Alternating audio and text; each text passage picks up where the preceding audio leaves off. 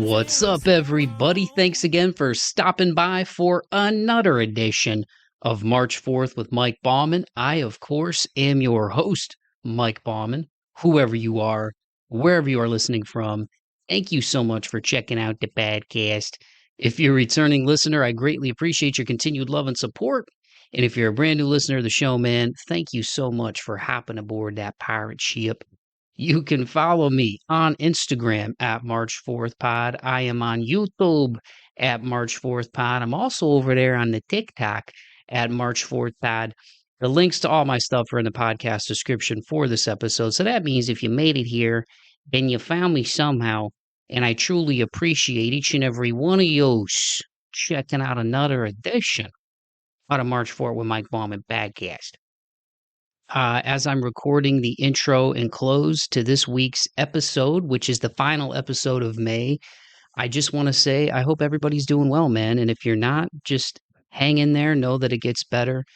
Sunnier days are ahead. And, it's Mental Health Awareness Month. And for those of you who listen to the show frequently, you know that that is an important subject to me. I've been open on here about my struggles with anxiety, and even lately, I've had a tough time, man. Not to get too personal here, but just I've been struggling with irrational thoughts and intrusive thoughts recently, and there's a couple of things that I've heard before, and one of them is we are not our thoughts, and to treat your thoughts like passing clouds. You know what I mean? So. Um, it's a powerful thing when you're struggling, when you're in it. And the mind is a very powerful thing. And even recently I've been watching I saw a couple of YouTube reels the other day. You know how sometimes you go through like a YouTube wormhole and clips come up, and there was this dude who's, I don't know if he's like a mentalist slash magician, say that two times, three times fast, mentalist magician. Um, but this dude was like, and again, I don't know how much of it is, sleight of hand and just trickery, right? But it is pretty wild. He would ask people to think about somebody from their past that they haven't heard from in a while, and he would hold out the hand of a friend or an associate or whatever that was in the group with them, and he would look at them and say, just picture like right now, if this person came through the door, you'd be like, oh my God. Or if they popped up on your phone, you'd be like, oh my God, I haven't heard from that person in a while. And he was writing down the names of the people that they had in their head. He was like, was the person, James? And they would turn the hand over and it would be James. And the person whose mind he was reading, they would freak out. So again, I don't know if it's, again, sleight of hand, trickery, sorcery. It's sorcery. Um, I don't know what it is, but I'm relating it. I promise. I go on these rants, but I'll relate it back to my original point about irrational thoughts of anxiety. But there was another one where he hypnotized this guy, and the dude didn't remember being hypnotized because he told me you're not going to remember, and then he hypnotized him again. He told him everything that I just did, you're going to remember. And one of the people, he said, you have the ability to be whatever you want to be. You really do. And the mind is a very powerful thing. And if you can visualize what you want, the person you want to be, your dreams, all of that, you can truly manifest it. You can manifest that into your life. And one of the other things that I heard is our thoughts become our reality, right? So if you have a negative kind of mindset, I do believe you attract it. And it's happened to me. Right. But if you have a positive mindset, and I'm sure you've had this happen to you too, right? One good thing happens and then it snowballs and another good thing happens and then another good thing happens. And I think when you put yourself in that abundance mindset, and it's easier said than done, but like attracts like. And I just, the older I get, man, the more I realize how important it is to try to tune your antenna to the right frequencies, Um, so yeah, man. So I've struggled a little bit lately, and I think it's just, stuff that I've struggled with my whole life, which is being too hard on myself, not feeling worthy, not feeling good enough. But I'm here to tell you, you guys, we're all weird. We're all a little goofy. We all have our idiosyncrasies. So maybe this is as much for me as it is for all of you listening, but don't ever belittle yourself. Don't ever curse yourself. Don't call yourself stupid. Um, don't think that you're unworthy. you are here for a reason. And even if you haven't figured out what that is yet, if you step into that abundance mindset and you build good habits, good things will come, good people will come. And so yeah, I guess that's just a little kind of stream of consciousness that I wanted to present at the beginning of this, just because again, it is Mental Health Awareness Month, and I've struggled a little bit lately, and there has been some stuff, with within my world that I mentioned it on the last podcast. One of my best friends' moms passed away recently, and some other stuff, and I just think kind of the energy of that and the pain of that. I don't know, maybe that's some of it. And just kind of just being conscious of getting older and people, not being around anymore. And especially his mom. I just saw her recently over Easter, like a month and a half ago, less than 2 months ago. And so it's just kind of crazy to hear today, gone tomorrow with folks. But death is part of life, and the company that you keep and the words that you tell yourself and how you behave when nobody else is around makes all the difference. How do you treat yourself? And so be kind to yourself. I always say keep the faith and be kind to one another as a tribute to my grandfather, but it is also very important to be kind to yourself, because what you tell yourself is what you'll believe, and what you believe kind of manifests itself into reality. So, again, man, I don't want to rant too much longer here because I'm already at 7 minutes mark, and some of y'all listen and be like, "Man, I didn't realize he's gonna be laying some heavy stuff, man." But yeah, man, I just again, I think it's just top of mind because it's May and there's more awareness this month. It's always important to me to be aware of mental health, but don't ever believe that you're not good enough. Um, we're all a little goofy, and how you translate that energy, when it comes to yourself, like I said, when nobody else is around, is really important. And I know I beat myself up a lot, and I'm tired of doing that, man. So if you're like me and you're hard on yourself, stop it. Be good to yourself. Be good to other people. And look at your thoughts, especially the negative ones, as passing clouds, man. They come and they go. We are not our thoughts. And love yourself, man. It's very important to love yourself. And the older I get, the more I realize how important that is, man. So, don't be ashamed of who you are, and use your gifts that you were given. Even if you're still figuring it out, you're here for a reason, and use it for good, because there's a lot of people you can reach in a positive way when you do. And speaking of reaching people in a positive way, man, this week's guest is Jared Michael of the band GrayWeather. They have roots to the Pacific Northwest. Jared is an awesome guitar player. He also is a guitar tech, and he techs for this band called Periphery. You may have heard of him.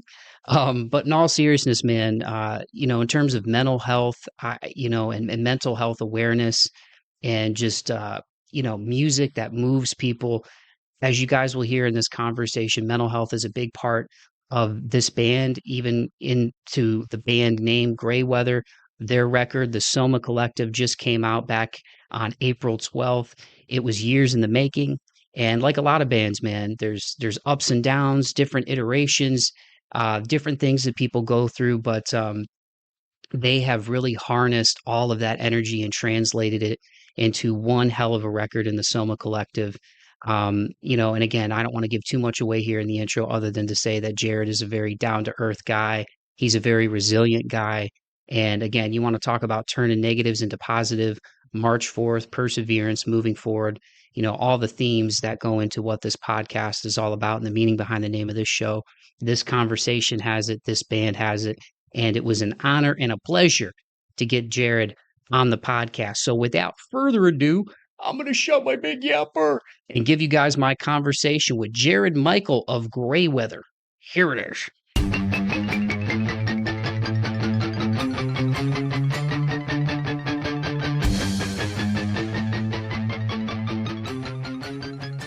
Well, Jared, thanks again so much, dude, for taking the time to do this, man.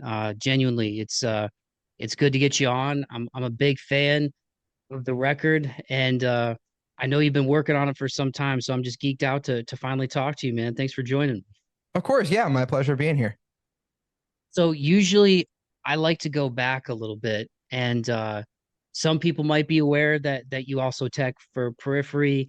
You've been at it for a while musically on your own, both with GrayWeather and in your previous projects. But one place I thought it'd be cool to start with you, man, is just what was what's your earliest musical memory as a guy who this has been a big part of your life for a while, but do you recall your earliest musical memory or the moment that kind of got you going down the rabbit hole? Um, yeah, kind of. So, music, I guess I kind of felt always I had like some sort of connection with, even as like a young kid. I remember my first CD player, my first Walkman. I remember my first three CDs. My first three CDs, um, was Human Clay by Creed, um, NSYNC's first record, and the my favorite was the soundtrack to the Pokemon movie. Um, and I grew up in a household of like country and like Christian contemporary. I didn't really grow up in like a rock or metal household. So like finding rock and metal was kind of something that happened on my own. Um, I would say my first two memories of like rock and metal of the time of when I was a kid. Um, I was at one of my grandparents' house, and I saw two things in one day. I think one of my cousins flipping through a channel, and I saw the music video for, I think it was "Numb" by Linkin Park, or it may have been a different track. I'm not sure exactly which song it was. It's the animated music video where they're drawn in. That might not be Numb. That might be a different one. But I remember hearing Linkin Park and being like, "Yo, this is rad," from a music video. And I remember, so my TV watching hours and what shows I was allowed to watch were like also like a little restricted back at home, but at my grandparents it wasn't so much.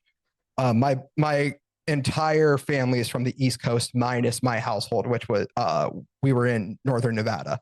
So I'd spent a lot of summers out on the East Coast with my grandparents, and I got into anime that way too, because late at night there was a TV in the room I was sleeping in. And mom and dad, if you hear this, I'm sorry, this is how you're finding out that I was watching TV super late at night as a kid.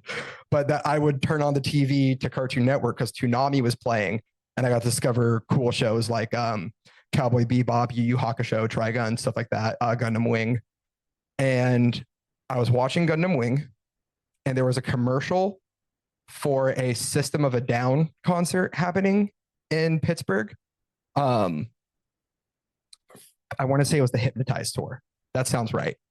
And so like that is a core memory of like heavier music being introduced to me.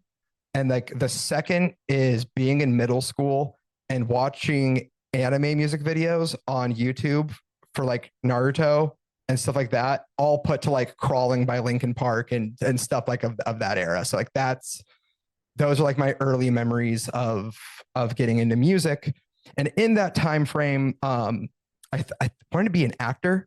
So I did some musical theater, did like some show tune stuff when I was like fourth grade. And I tried picking up the drums around that time. Apparently I was pretty good at drums back then. I can't remember. I cannot play the drums now. I did a little singing in choir back then too. But I actually didn't start playing guitar until I was almost a senior in high school. So yeah. So yeah, because that was one of the things I wanted to ask you too, because I know you do some Vox with GrayWeather too. So the vocals was the first thing, the musical theater before the guitar. Huh? Oh yeah. Yeah. Musical theater, singing, definitely came first. I have one harmony on the entire record at the beginning of White Rabbit. It's the only point where I get to sing on the record. I really like to sing. But I just have found my path more as a guitar player. And then screaming, I started learning in high school just because like that was the time, that was the era of heavy music and screaming and stuff. So it's kind of the time I started learning. It turns out I can do it pretty well. So I tackle all of the screaming throughout the record, except for, of course, the guest feature that has screaming, and that voice is very obviously not mine and very obviously someone else's. So That's dope, man. So when you picked up guitar, you mentioned Linkin Park and System. What was the first song that you learned to play? yeah, so at that time in my life, I was really into like 80s metal. I was like super into like Maiden, Metallica, Dream Theater, stuff like that. Um, and I started learning songs off Ride the Lightning as a kid. That was definitely it. That's probably my favorite Metallica record. So yeah, definitely for like For Whom the Bell Tolls, Creeping Death, some stuff like that. Some Maiden riffs, The Trooper, stuff like that. Hell yeah, man. One of my favorites. It's one of my top two favorite Metallica deep cuts. Is Escape Oh off yeah, Inside the Lightning. Love that record. Love the melody and the chorus. Apparently, I don't think they play it live a lot. I guess it's one of those songs that I don't know if I read that it's like it's a difficult song to play live or like hard to pull off, but I loved that melody and that chorus and the guitar in that one. And then Bleeding Me, dude. I know some people didn't, at the time, I think when, they cut their hair and it was, after the Black Album came out, it was more of a progression away from thrash metal. The yeah. Load and Reload era, I know some people are like, "Oh, whatever, I don't like that era." Listen, there's some gems on Load and Reload, and No, Bleeding Me there's is one of bangers in that era. Yeah, yeah. That Bleeding Me is awesome. That whole era of Metallica is awesome. I'll even say I get down on Saint Anger. No, like, no shame. There's some cool stuff on that record. It's like, also, I think that record gets hate because Metallica wrote that record. But like if Pantera or like Killswitch wrote that record and there was like some screaming and stuff, no one would blink an eye. It's just because it was Metallica. The Unnamed Feeling is Goosebumps. I love that record so much. That song is the slow build of the guitar. I think they played that record. Correct me if I'm wrong. I think they did that in like drop C tuning, maybe. I don't know if every song was, but That sounds right. I think they went a little more heavy, more of the chug therapy type riffs. But the Unnamed Feeling is sick. I love Yeah. that off of Saint Anger. But for y'all, man, I mean, you touched on it already. So for people who aren't aware, the Soma Collective, I know this has been a labor of love for a while. I think I Yeah. read that White Rabbit dates back to 2018. It came out awesome. It just dropped on April 12th, and you mentioned it, so I'll call it back to it. But Parasite, which I believe is the second song, if I'm not mistaken, in Mhm. the track listing, that features one Courtney LaPlante. And I think most of the listeners who are checking out this episode will be aware because they're aware of your band, and that means they're aware of Spiritbox. But what was it like working with her? And also, what's it been like to see those guys just explode since the pandemic? Because I think that they're an awesome bridge from like the Amy Lee era, kind of like when I was in high school and what she was doing, and even like Lacuna Coil and Yeah. all heavy bands now. I just think that it's like I think her voice and what she's doing and what that band is doing is like bridging that gap and getting people into to dope female vocalists. And Amy Lee's still a beast. I mean, I'm not saying it like she's Oh, of not. I mean, course. Evanescence is still awesome, but I mean, just that era, I think, especially with like Sick New World and everything, I feel like a lot of those bands are having a resurgence, and it's cool to see Courtney and Spiritbox. I feel like ushering in a whole new group of fans. Man, what was it like working with her? Yeah. Super easy. She's the sweetest person in existence. Like she really is. Through my other job at 64 Audio, I get to interact with the folks over at Spiritbox quite a bit, which I'm very thankful for. And for, and I know the company is too, because they've been with us since Spiritbox first got in ears. And yeah, it was just like, yeah, it's really bizarre releasing a song with her on it now in today's era when I think she did that guest feature in late 2019 or early 20, like it was definitely before the pandemic. I think like time frame wise, either Blessed Be had just came out or Rule of Nine had just come out, or it was just before those two tracks came out. So like the only stuff really out was their first batch of singles and Mara Effect. So they weren't a very big band at that time. And we were just aware of them through Ricky, who has known them personally for a lot longer, plus of course through 64 Audio.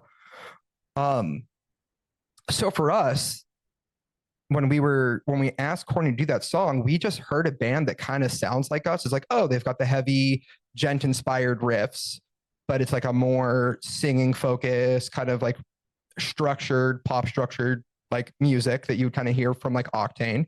Like this is a lot like us. This band's really cool. This vocalist rips. She's got an amazing singing voice and she can scream absolutely like gnarly, like amazing, heavy vocals. And we had a song that really felt like it needed heavy vocals to put it where it needed to be. And like, I'm not sitting here trying to like scream and play like polyrhythms at the same time. Just that's not going to happen. So going the guest vocalist route is like what seemed correct for the song. And she just was like the perfect fit because we just were fans of what they were doing and it falls in line with what we do.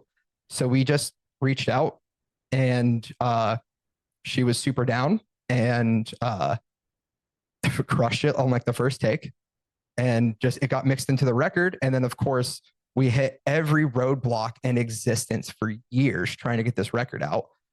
This record was wrote with the intention of being the second album from Impulse, which was like the first iteration of GrayWeather, back when we were still working with Stay Sick Records and we're kind of in a very different spot as a band pre-pandemic. Yeah. Fast forward, we're sitting here jaw dropped and I mean absolutely ecstatic for them because they deserve it. They deserve to be one of the biggest rock bands in the world as they are right now. They 100% do. From the talent that flows through that band, they're all virtuosos of their instruments and their craft. To the songwriting, to just how great of people they are. There's not a single thing about Spiritbox that doesn't deserve the immense success that they've seen and continue to grow in. And then we're sitting here with this track just like, okay, that's kind of cool. Just like also, hopefully squash any like misconceptions of like, oh, we should just reach out to this giant band and try to have a guest feature as like a baby band kind of thing, or try to shell out tons of money to make this happen. That's like not what happened. It was just a crazy coincidence. But yeah, I mean, she was incredible to work with. The whole band is full of just really genuine, fun people that is just, if you're in a room with them, you're laughing the entire time and it's awesome. They're just joyous, good, talented people enjoying themselves and just crushing it and writing some of the best music there is out there. That's so cool to hear, man. And actually, when the record came out, I thought it was really cool. I saw that she posted in her story. She did a cool shout out for you guys and was sharing some love. And that's so dope when somebody after they've blown up is still like putting on for you guys, man. So I think that shows a lot about her. That's really awesome.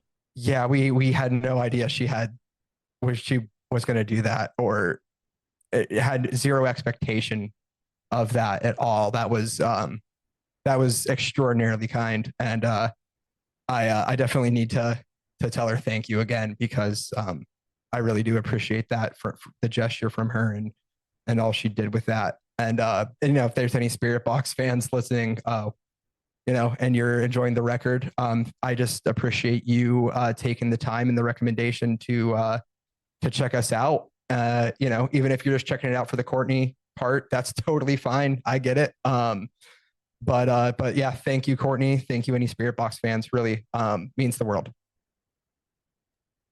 That's sick, man. Yeah, and the whole thing turned out awesome, man. Like that song, White Rabbit was the first one that I heard when you guys unleashed that one to the world, and that there's not a weak moment on it. If I had to pick some favorites, I mean, I love Parasite, White Rabbit's great. Am I saying it right? Jadis. Uh, Jadis, yeah, Jadis the White Witch. yeah, Jadis is awesome, but Pirouette, that's the one I've listened to the record 3 or 4 times now, and Pirouette is it's probably a standout for me. And I didn't realize until after I listened to it and doing my homework and research for this, doing a little bit more, um, the deeper meaning to that one. And you shared a really cool story about that a little while back about the meaning behind that song. But for people who are unaware, man, can you touch on that, Jared? Because it's pretty heartfelt, and that I feel like that song is again, I didn't even know the story until after I listened to it. It made it that much cooler for me, man. Yeah. Yeah. That song, from writing it to naming it to, I mean, every little thing about it, that one feels like my magnus opum of the record, to be fair. Um, that song is nothing but pushing myself. Um, the guitar leads in that are hard for me. I'm sure they're very easy for some other guitar players out there, but for me, they're a challenge. There are layers and layers and layers in that song. That's the song I probably took some of the longest on for writing. Um, there's a lot of dynamics. There's a lot of parts. There's a lot of everything. There's a lot of me. There's just a lot of me pushing myself. Pirouette's one of my favorites because of that. Um, where did it start? Where did I start with Pirouette? I think I had the verse riff kind of first, maybe. That sounds right. No, it may have been the breakdown. It was either the breakdown of the verse riff, and then like you expand part from part till eventually you kind of get something. And then I think I had the lead and the chorus before the actual chorus. I played the lead and I was like, I want to write something around this. And then I was like, you just do like some basic chord, just kind of ringing out behind it like this kind of thing, and just kind of played it. And then instantly, like there was a vocal melody like that just kind of fit with what I wrote perfectly, which is like kind of crazy because like that guitar part is very involved. It's a notey. So to be able to just kind of have a banging melody ready to go on top of it was kind of nuts. That was like a cool moment. Um, and then I can't speak too much lyrically about where everything kind of came from there. I don't really do any of the lyric writing for us. But yeah, so GrayWeather, for those unaware, is named after one of the tracks on a band I was in of Confidence. They had a track that was called GrayWeather, Astoria, Oregon, because the record The Forest from Of Confidence was written in Astoria. And our kind of everything player. We had a band member that kind of like wrote guitar, played synth live, played pads and stuff live, kind of did a lot. Our band member, Molly, I remember that they loved that track a lot. And, the name GrayWeather has a cool vibe to it as well, especially being up here in the Northwest and everything. And it explains Astoria, Oregon, especially very well. If you're struggling to imagine Astoria right now, it is the city that they shot the Goonies in. So just imagine the Goonies. That's Astoria. And Molly unfortunately passed in, I want to say 2016, 2016, 2017-ish. It's been a while, and my memory is a little shot on exact dates. And there was a struggle behind Molly's life and what was going on, and trying to protect and keep someone healthy and safe and stable. And especially being someone in their young 20s, eh, I'm sure there's more we maybe could have done, but we acting accordingly the best we can to kind of help someone. And they were in and out of lots of different places to try to help them. And unfortunately, it just got to the point where the demons kind of won, and they passed. And it was especially hard for me because I had some life stuff going on at the time that didn't let me process it and deal with it in a way that I needed to. And it wasn't evident that that was causing problems in my life and my mental and kind of my everything until about the time we started writing this record, and we were still impulse and everything. I had some other life stuff kind of pop up that was very, very challenging on me, really hard. And when that happens, some of the other stuff that you haven't fixed or taken care of will creep up as well. And that's when I kind of came to that realization of the issues I was having then. And I needed a way to bring this person with me because it felt unfair that I got to continue on and they didn't, especially when a lot of the stuff that they were battling with stemmed from unacceptance and struggles in their life of going through gender transition and stuff like that, and being in an area of Oregon where that wasn't going to be very well accepted. And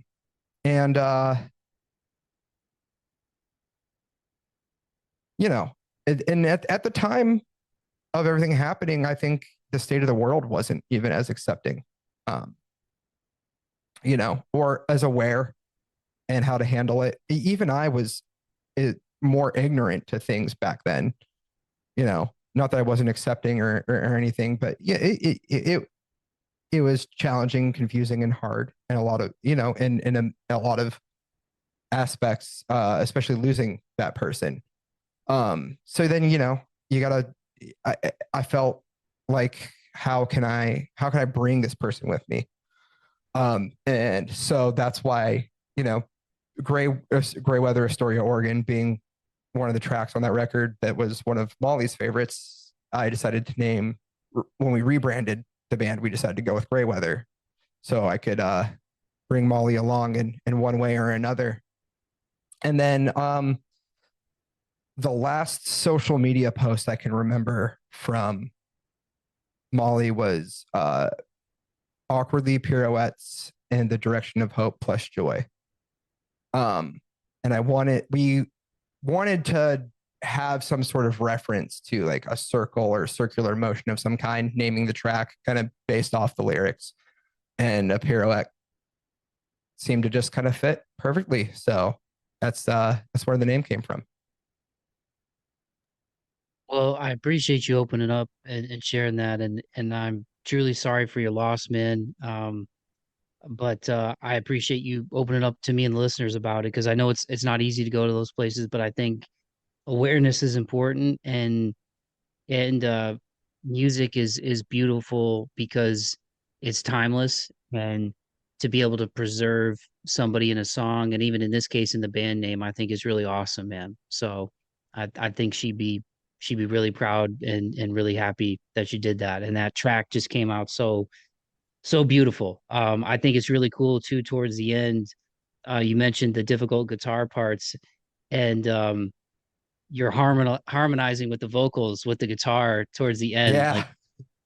Like I listened to that a couple times, and I was like, God damn, I was like, that is some good stuff, man. So kudos, man. But thank you for sharing, because I know it's not easy to go to these places, but um, I think it's important because I'll never tell anybody how to think or feel or whatever, but at the same time, when you share people's stories, you keep their memory alive, and all of us come from different walks of life. And the older I get, the more that quote, you never know somebody till you walk a mile in their shoes. You know what I mean? And Yeah. times can be divisive. And sometimes people, come from environments, like you said, that aren't as accepting, or they come from homes that aren't as accepting, or and there's judgments that are made, there's misunderstandings that are made. And I think, not to sound self-righteous or cheesy, because, Lord knows I've made my mistakes in life too, but it's important to lead with love with people, and be the first to extend your hand, and if the person you're extending it to elects not to dap you up or shake it, at least you tried, so long may of way of me saying I'm sorry for your loss, but I think it's beautiful that you guys have preserved your memory, um and hopefully through your music, man, I mean, not even hopefully, you've continued to make her eternal, and I think that's a really cool thing, man. Yeah, I appreciate it. I appreciate it. And yeah, you know, I'm thankful I'm in a spot where I can even get the opportunity to even do that.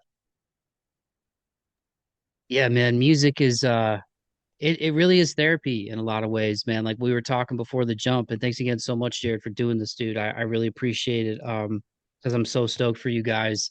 And the record came out so awesome. But music is awesome because I think, at least for me, when I look at my life in difficult situations, especially being younger, and going through some of the stuff that I went through as a kid. And I've had an awesome life, and I've got a great family, and um every family has their ups and downs and whatnot, but the times where I couldn't feel like I could vocalize things, or I couldn't share how I was feeling, or just being a kid and you don't know how to express your emotions, heavy music was always like the go-to. That was the Yeah. I could get that anger out, that I could get that rage out. I still remember, like, the first times I was watching porn, and I remember feeling like a sense of pride that they were able to like infiltrate TRL, and Carson Daly loved him. It was cool, but it was just Yeah. at that time when you're a kid, it's more of like I'm not like that anymore, because it's like I'm in my mid 30s, man. Like I'm not trying to have beef with anybody or take sides when it comes to music, especially because it's like, come on. But I did think it was really cool, because I was like, yeah, Korn is beating out the boy bands to get like the top spot on TRL with the top video and stuff, but their music spoke to me so much. And then as I got older and learning more about Jonathan Davis and what he went through and what Ed went through with his addiction issues, like, they were one of those bands that'll always kind of embody heavy music being a positive release of negative emotion. And even when I listen to this record for you guys, maybe not necessarily negative emotion, but difficult things like that, where it's like, man, I went through this stuff, um, and trying to process all of it, and just the years it took to put this record together, and getting to immortalize somebody. I just think it's really dope, man. Absolutely. Yeah. Yeah. It's, if you're a music person, you just simply get it, I think is like the best way to put it. Music people just get it. And for you, while we're on the subject of guitar and stuff too, are you doing a mix of six and sevens on this record, or are you playing sevens? Like, I was trying to, I'm not the greatest audiophile, but Yeah. in a heavy music, I was trying to pick up on some of the tones, man. Yeah. So the majority of the record is seven string guitars tuned to drop A flat. And then White Rabbit and Black Moon are six string baritone guitars tuned to drop F. And just speaking on that, man, like, because I think when you're a guitar player, right, there's probably, like, when you pick up a guitar, there's probably, correct me if I'm wrong, like, there's root things that you go to just as your feel as a player and your feel for the instrument, and obviously you learn stuff over time. But do you feel like, one question, and I don't know if I've ever asked a guitarist this, but do you feel like, depending on the tuning, there's different things that come out of you, or will Yeah. you go to the same places on guitar regardless of the tuning? Nope. Yeah, definitely different. Um, when I'm writing something that feels like it's going to be a little bit more melodic or a little bit more riffy, I do go to the seven string that's in A flat. Um, Pitch is a little higher, so things tend to ring out, like big chords that expand all 7 strings and stuff tend to ring out a little bit more with more clarity and kind of like that big chordy feel. If I'm playing something that's a little bit just like groovier, 1 string heavier kind of thing, a little bit chuggier maybe, I tend to gravitate towards the F-tuned guitar. Also keeping in mind other production elements will affect maybe what tuning I reach for as well. As I continue to write, definitely there's been more starting with synth and production as I get more into writing with those kind of elements as well. That can maybe dictate which guitar I'll reach for. So that definitely also is like an impact. And sometimes I'll play a riff and be like, oh, that riff's cool. And sometimes I'll just need to sit there and like A/B it between the 2 tunings and kind of figure it out. And then we also use, for like guitar players that are aware of like what this is, we use digital pitch shifting as well. So in Sun Eater, the tuning of the song drops at the end of the tuning. It goes down from A flat to D sharp. So it goes crazy, crazy low. Which is something I've been doing more of because I've been having fun with that. It's fun just to have it fit like the part right and stuff, or just to get like uber heavy for like a quick moment and stuff. So digital pitch shifting has been fun. That I got the very first do it on Sun Eater, but I definitely there's going to be more of it. Yeah, that's sick at that part when you guys do that. And I thought it was cool too, because I think Jadis is right before it too, and it bleeds like right into Sun Eater. I thought that was cool. Yeah. So Next song, it was dope. Sun Eater was originally supposed to be the end of Jadis. They were one song, and it was what kind of okay. So like there was a longer ending of Jadis that had a different riff, and it was a pretty big switch up of feel. Which I sometimes will just kind of like do that coming from like the djenty prog world. It's kind of like what I was really into when I was like really starting to like really learn guitar and like really develop as a guitar player. And through the demo process, and then like we go to like final tracking and stuff, and the band was just kind of like, why does this happen here? Like what this doesn't belong. And sometimes you gotta take your L's with grace. And I was like, all right, fair enough. So we cut it, but we're all like, yeah, but the riff is sick. So like, how are we gonna use this? And that riff even changed to what is the like mid really staccato-y quick part in Sun Eater. That was even different than how it was originally written for Jadis. But so we had that part and then wrote Sun Eater out from that part. And Sun Eater was actually originally going to be instrumental. It was just going to be a quick 1.5 minute instrumental of just pure heavy. You know, if you've listened to GrayWeather, we're heavy, but like we aren't that heavy. And I live in a city where like it's a lot of hardcore bands, it's a lot of down tempo, like beat down bands, a lot of like heavy bands. And I think I had I don't know. I felt like I had something to prove of being like, I can write all this stuff just as heavy as everyone else. I'm just choosing not to. I think it came from a pretty jaded spot, to be honest. But I just wanted to write something that was just stupid heavy to be like, hey, I can do this too. If you know, if this is really so important, by the way, I'm totally capable of doing this. I'm just writing what I want to write. So it was kind of written a little bit as a fuck you. Same with the breakdown on White Rabbit, by the way. The breakdown from White Rabbit was just to be like, hey, stop asking me for like breakdown parts and mosh parts. I can do it. Here, have your one. I'm going to continue writing what I want to do. But yeah, that's kind of how Sun Eater came to be. Well, it turned out dope, man. And I like what you guys do too, as far as like the ethereal vibes. You know, you were talking about like synths and production and stuff, but you know, even the end of White Rabbit, how it kind of fades out. And the moments that happen at the very end of that song is really cool. Because I appreciate that atmosphere that comes along with metal. Like you were talking about kind of like the 80s thrash metal, and some of the early stuff that you got into. There's a lot of really cool moments like that, whether it's Metallica or Iron Maiden or Megadeth, you know what I mean? Yeah. Especially Megadeth, like with like the symphonic type stuff, or you know, even if you look at a riff like from Metallica, like Fade to Black, like the cool kind of slow intros and the moody elements. I feel like it's kind of always been there for metal, and I feel like the bands today obviously were influenced by, you know, metalcore bands and the stuff that came before them and gent over the last, you know, I would say decade plus or so. Obviously Meshuggah's been doing it for a long time, you know what I mean? Oh yeah. But there have been other bands that have come, you know, like Periphery and Animals as Leaders and stuff. And I think it's cool that bands are mixing in those ethereal elements. Spiritbox does that really well. They're Yes, they like a do.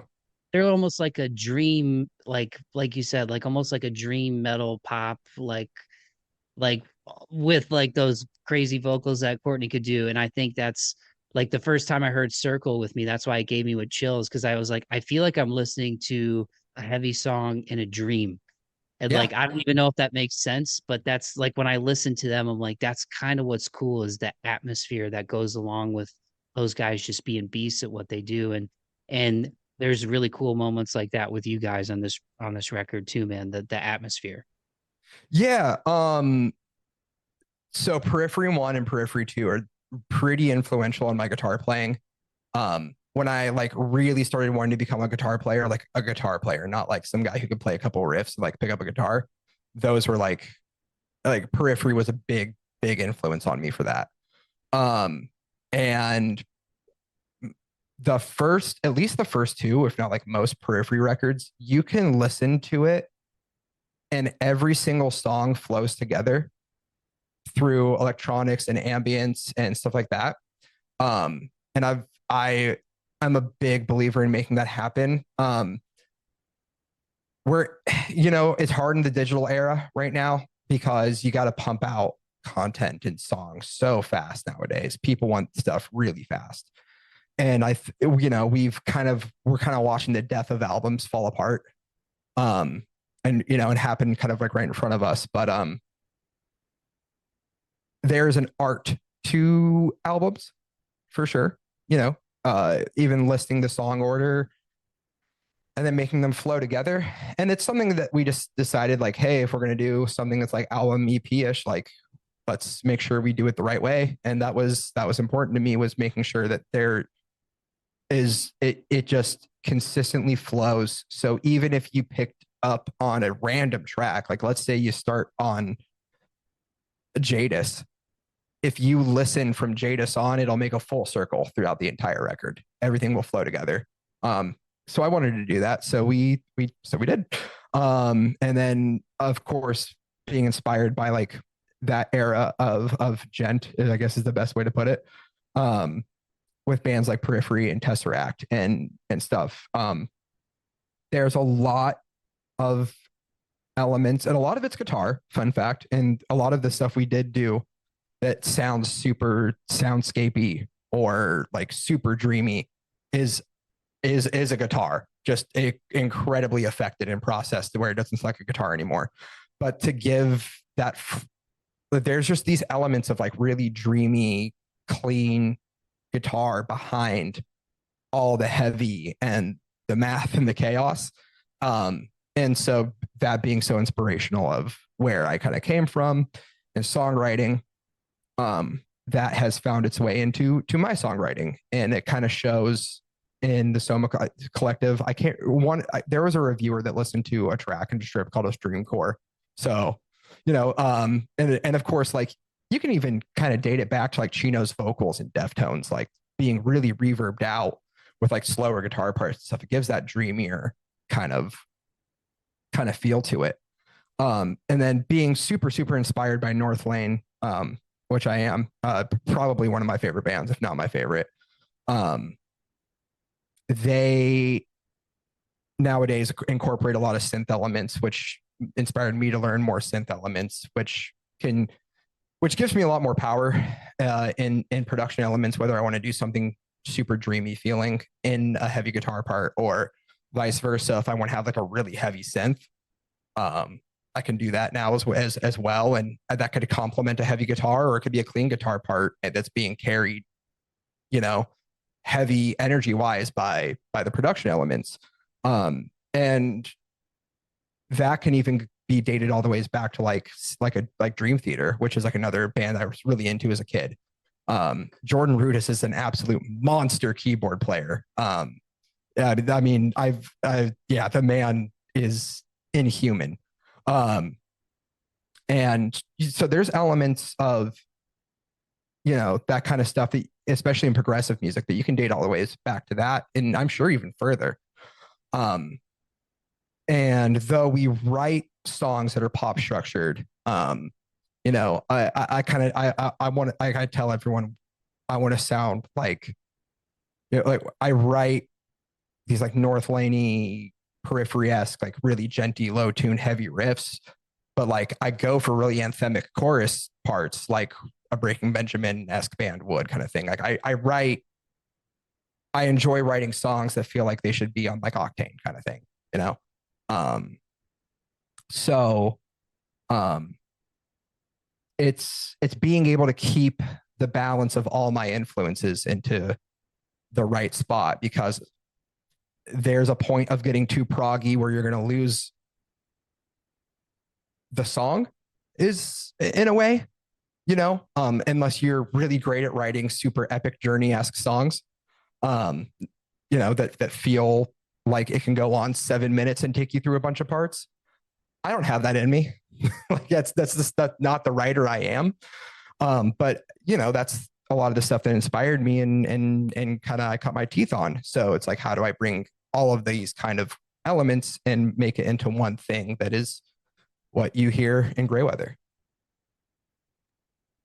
Yeah, it came out really awesome, man. And yeah, I love it. You know, shout out to Dream Theater too. And shout out Tony West in high school, man. I remember the first time I heard Dream Theater, uh, and was getting to know this dude through some other friends and classes we had together. And he was a really good musician in his own right.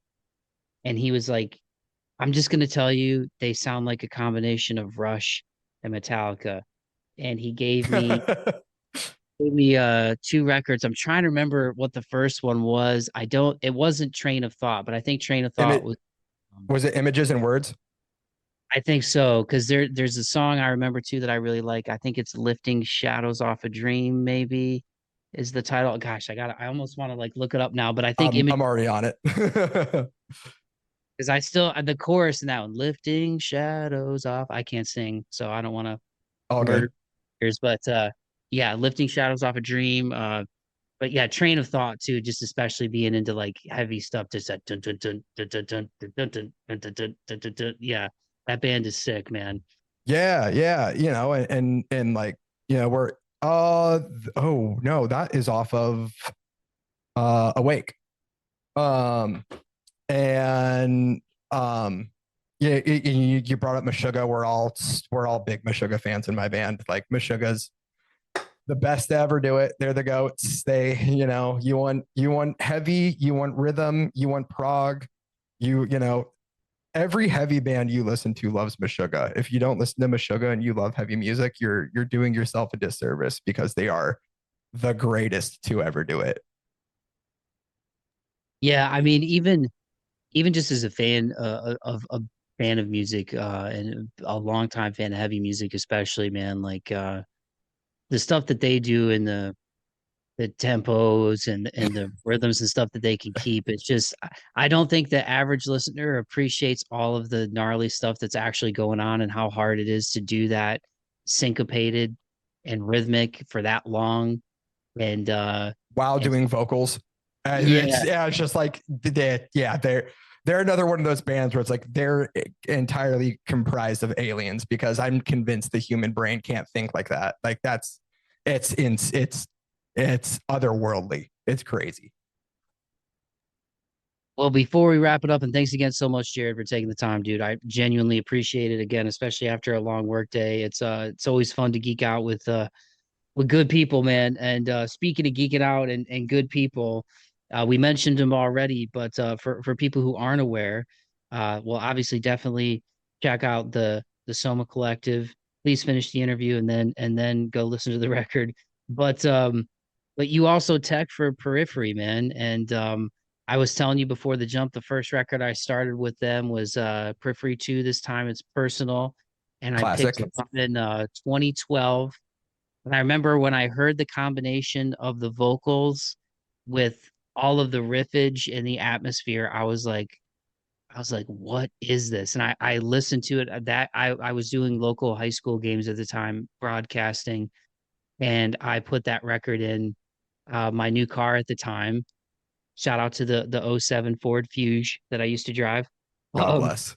and I put that in the 6 CD changer for those kids out there who still remember CDs. And I blasted that. I had like a 35-minute drive out in the country to a game I was doing, and I was jamming that record. But what is it like working with those guys, man? Because I've heard nothing but good things. They seem like awesome dudes, and they're obviously just absolute beasts. Yeah. So first of all, it's a trip. Because yeah, as I mentioned earlier, like when I decided like, oh, I want to become a guitar player, it was because of Periphery. So like that's weird to be so up close and personal with those guys all the time. Being like, oh, I learned to do this because of you, but now I'm here doing it for you. And or like, setting up the guitars. Like, and I learned a guitar tech because like I wanted to pull off crazy stuff with my guitar to be able to like learn Periphery songs and stuff. And yeah, I didn't have a job at the time and stuff and had to learn how to do it. So, um, cut my teeth and taught myself how to be a guitar tech pretty much. But man, well, first of all, it's a lot of work. I will say that, which is totally fine. I like working. I like working hard. And if you're unaware of Periphery, first of all, go listen to Periphery. If you are aware of Periphery, you probably know they have 3 guitar players. And they have a lot of guitars and a lot of different tunings. So I'm usually on the road with them with about 24 guitars, which is nuts. It's an insane amount of guitars, especially for one dude. But yeah, they are all super kind. They're all super funny. They're a pleasure to work for. They're all just otherworldly musicians, like some of the best guitar players in the world, some of like the best drummer in the world. Spencer's vocals are like it's nuts to hit notes that high and to scream that heavy. His vocal range is just unbelievable. And they sound like the record when you go see them live. They don't, it's like it's one of those bands where like, oh, like turn the laptop off but they'll sound like Periphery. It's nuts, man. They are something else. And they're humble, real dudes. And it's eye-opening to see the battles that a guitar player of that skill level and that amount of just true, raw, undeniable talent feels like the same way as like any other guitar player too. Like I have conversation with them, and I'm like, yo, I feel that way. And I'm a fraction of the guitar player you are. Which is like, what's the right word? It's reassuring. It's really like reassuring that like, I'm going to feel like this forever, no matter how good I get. And there's kind of a beauty in that if you have the right mindset, because that makes you just push more. I'm one of the luckiest dudes in the world. It's one of the craziest opportunities. I'm forever thankful for them trusting me with their instruments and for wanting to bring me on the road. And just being the kindest, sweetest dudes all the time. I'm very excited to be back out with them in May, doing the thing.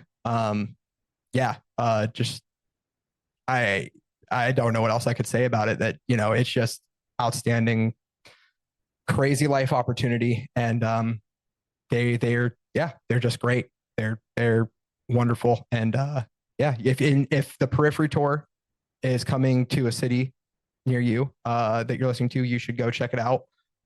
I know the set list. I'm not going to leak it, but it's sick. And also Idola is opening that tour, and they're also awesome, full of shredders and just crazy talented people. And actually, the latest Idola record that came out on the 12th as well was also produced by our guitar player, Mike Song. That's awesome, man. Full circle. Full circle. Those guys, yeah, those guys have so many tunes, and it's so good to hear that they're good down to earth dudes. Not, and I don't say that like it's surprising or anything, but just the fact that, like you said, that to be inspired by them, picking up a guitar, and then to be able to work with them, and then have them be really talented and really kind. That's always cool, man. That's like the coolest thing. And yeah, I mean, just off the dome, like Loon is a really beautiful song. That's Yeah, it one is. that's that song is so awesome. It's Only Smiles. I feel like there's like a really cool, the beginning of that song is like shades of I hate making comparisons, but it's shades of like Eddie for me. It's shades of Eddie Van Halen. Yeah, Yeah, it's yeah. I yeah. never thought about that. Yeah, Van Halen just another like if you're a guitar player and you're sleeping on listening to Van Halen, you're doing yourself a complete disservice because like everyone talks about Eddie for a reason. Like he invented a lot of the techniques that you're doing today, you know? Yeah, man, those guys are great dudes. Well, Jared, again, dude, this has been awesome. I genuinely appreciate the time, man.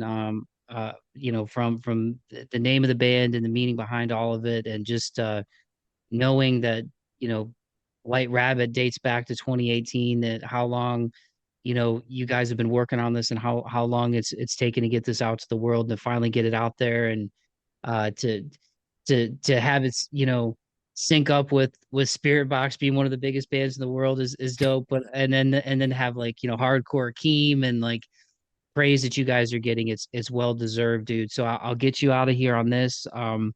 With the theme of the show being perseverance and moving forward, dude. Obviously we've covered some heavy stuff, but you know, we all go through trauma, we all go through dark times. Any advice that you want to pass on to anybody out there, not to turn you into like a therapist or Barbara Walters or anything like that, but just as somebody who seems like, talking to you now, like you're in a good place, man. What are some things that benefited you, or that helped you get through some dark days, that you might feel like could help somebody out there if they're struggling right now with whatever it is? Yeah, go to therapy. Just like straight up, just go to therapy.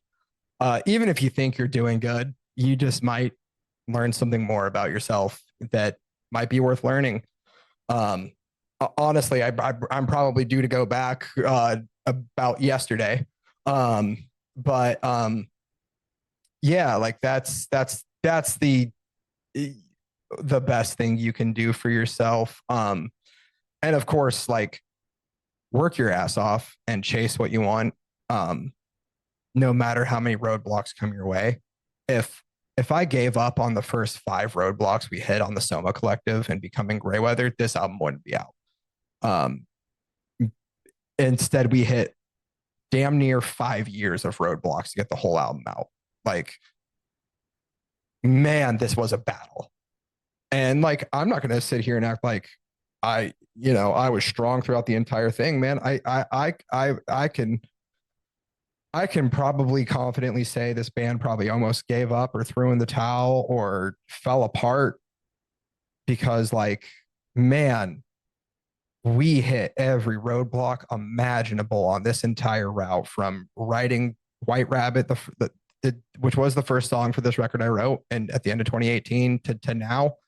Like, dude, everything that from personal to music industry to COVID, every single thing you can possibly imagine got in our way.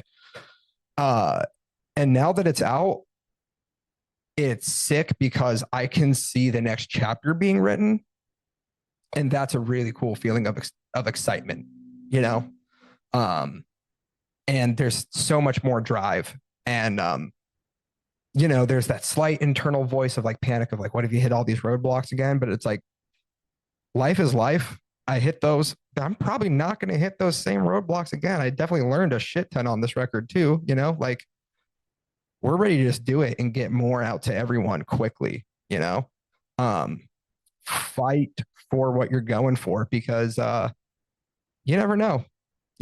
And personally, I would rather see something through that didn't work and know that I saw it through than not see it through and be left with questions for the rest of my life. So go to therapy and keep pushing for all the shit that you want. Well said, man. Well, I'll put up the links in the podcast description for people who aren't aware, but let them know where they can find you. Let them know where they can find the Soma Collective, man. Yeah. So you can just search GrayWeather, all one word, spelled with an A, the American way. On all social medias. For Instagram and Twitter, it'll be it would be at GRYWTHR.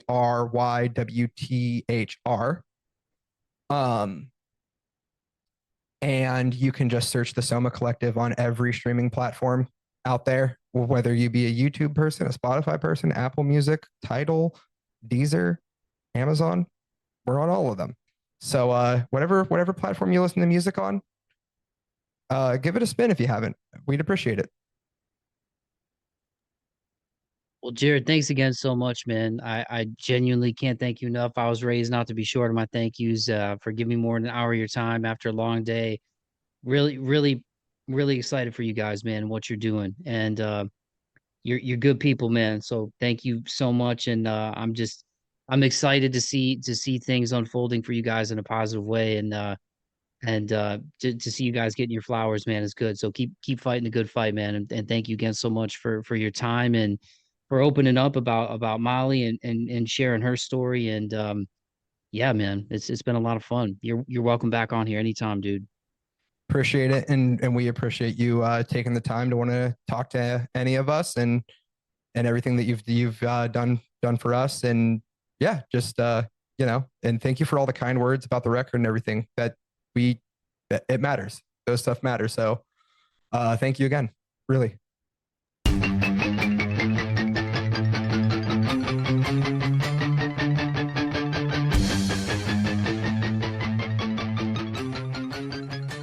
Alrighty, dighty, there you have it. That was my conversation with Jared Michael of GrayWeather.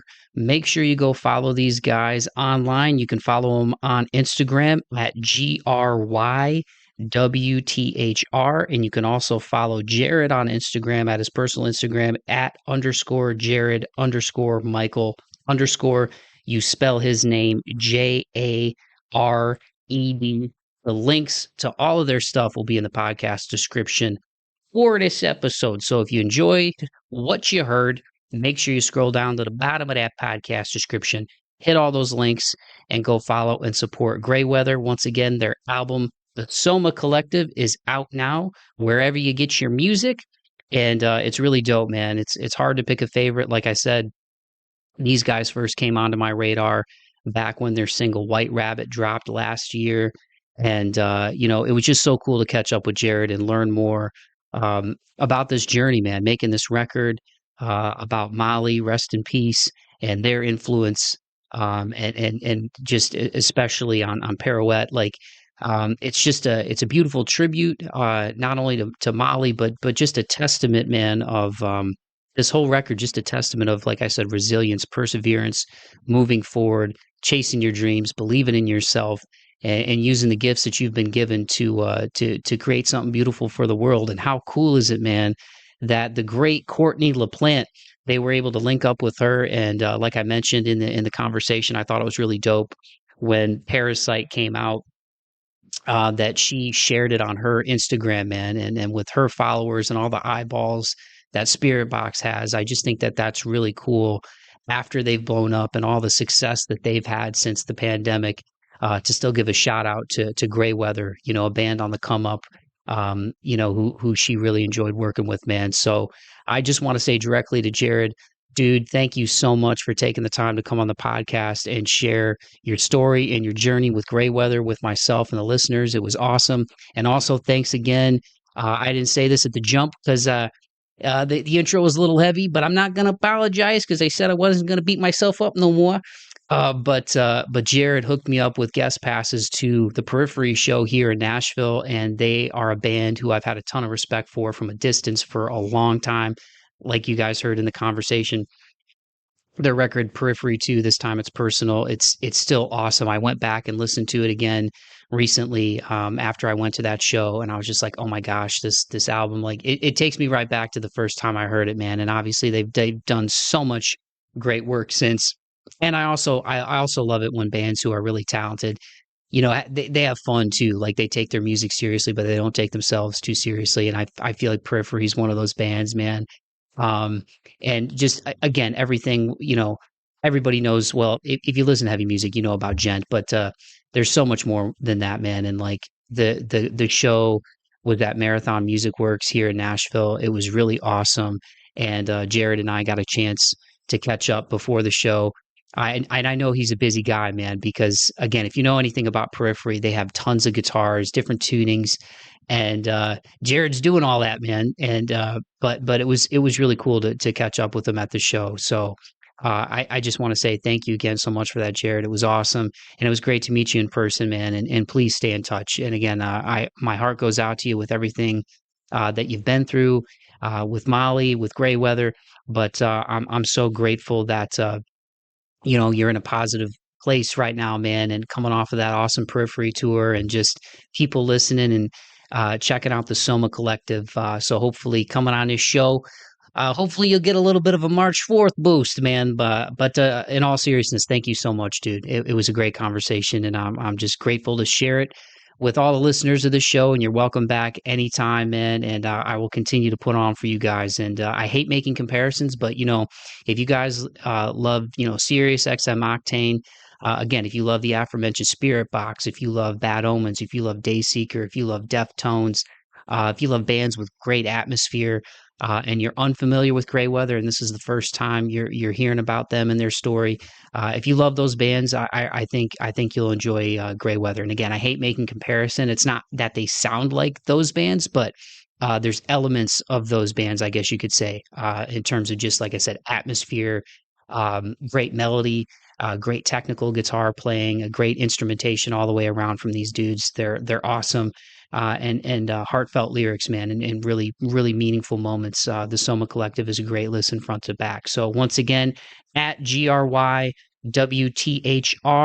@ Jared _ Michael _ the links to everything will be in the podcast description for this episode. Go run up the streams, and yeah, that's gonna be a wrap on this week's show. I'm gonna make this close short because the intro was a little heavy, but I just had stuff on my heart and on my consciousness that I wanted to, I guess, get off my chest today. Like I said, I've beat myself up here recently, and I'm just realizing how detrimental it is to be like that, man, and to just there's so much power in letting go and just letting the past be the past, making peace with yourself, and just letting things ride, man, and just setting the intention and moving on. And what happens when you step into positivity and warmth and love and gratitude and abundance, and just how much better of a place that is to be than just that endless void of just irrational or intrusive thoughts, or of pain, translate that pain, translate that darkness into something beautiful, So again, that's as much for me as it is for you all. Thank you again for listening to the podcast. I couldn't think of a better episode to close out Mental Health Awareness Month than Jared of GrayWeather. And I'm grateful for all of you, genuinely. I'm very humbled when I see, people checking out the show.